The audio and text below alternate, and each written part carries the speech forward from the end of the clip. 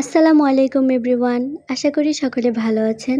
আজকে আপনাদের সাথে মাল্টার জেলির এই সুন্দর রেসিপিটা শেয়ার করব। এটা বানানোর জন্য প্রথমে আমি দুটো মাল্টা নিয়ে নিলাম আর এভাবে সুন্দর করে কেটে নিলাম পিস পিস করে। মাল্টার এই জেলিটা খেতে অসম্ভব মজা, আপনারা কিন্তু অবশ্যই বাড়িতে ট্রাই করবেন। তো এভাবে কেটে নিয়েছি মাল্টাগুলো আমি। এখন এগুলো থেকে খুব ভালো করে চিপে রস বের করে নেব। আপনারা চাইলে এই কাজটা ব্লেন্ডারও করতে পারেন, আমার কাছে এভাবেই ভালো লাগলো তাই আমি এভাবেই করলাম। সবগুলো মাল্টা থেকে এভাবে জুস বের করে নিলাম। এখন একটা ছাঁকনির সাহায্যে ছেঁকে নেব। তো দেখুন এভাবে আমি জুসটা বের করে নিলাম আর এখানে প্রায় 1 কাপের মতো জুস হয়েছে। আমি আপনাদেরকে একটু মেপে দেখাচ্ছি। এই দেখুন এখানে প্রায় 1 কাপের মতোই হয়েছে। তো আমি এটা একটা প্যানে দিয়ে দিলাম। এবারে আমি একটা সসপ্যানে একটু পানি নিয়ে নিয়েছি, জাস্ট আধা কাপের মতো। তো এখন এর মধ্যে আমি হাইকো আগার আগার পাউডারটা দিয়ে দেবো। এখানে আমি প্রায় আধা চামচের মতো নিয়েছি। এবার একটা হ্যান্ড উইক্সের সাহায্যে খুব ভালো করে কিন্তু এটা মিক্স করে নিতে হবে। এটাকে খুব ভালো করে মিক্স করে দেন আমি যে জুসটা বের করেছিলাম তার মধ্যে দিয়ে দিলাম।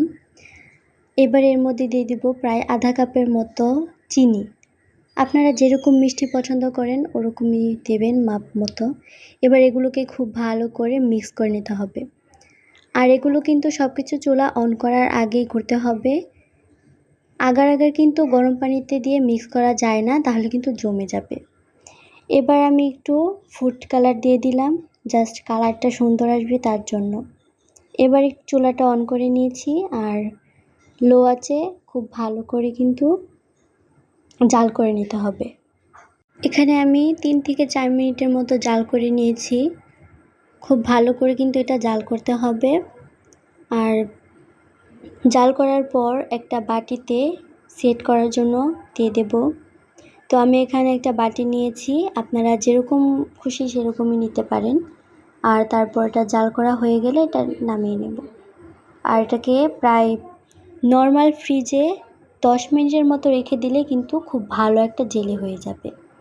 দেখতেই পাচ্ছেন এটা কত সুন্দরভাবে সেট হয়েছে। আমি আপনাদেরকে একটু কেটে দেখাচ্ছি। আপনারা কিন্তু অবশ্যই বাড়িতে এটা ট্রাই করবেন। আর বাচ্চারা কিন্তু এই জেলিটা খেতে খুবই পছন্দ করে আর এটা বানানোও খুব সহজ।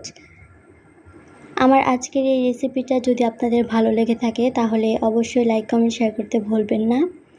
সবাই ভালো থাকবেন, সুস্থ থাকবেন। আল্লাহ হাফেজ।